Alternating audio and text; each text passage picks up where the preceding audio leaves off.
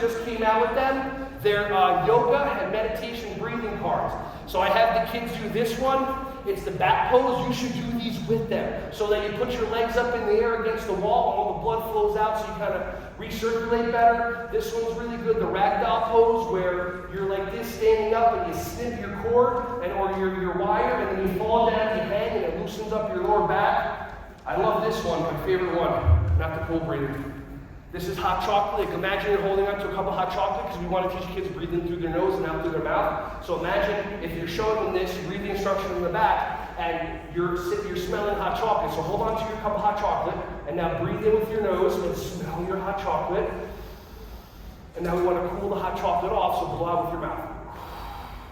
And breathe in with your nose, and blow out the Hey everyone, thank you so much for watching my videos. Ron Schwally here. Just wanted to say I appreciate you. Feel free to like, subscribe, and click on the bell if you want to see more videos coming your way to be alerted. Just thank you so much, and feel free to share this content with anybody who you think would find some value from this. Have an awesome, joyous, wonderful, breath-filled rest of your day.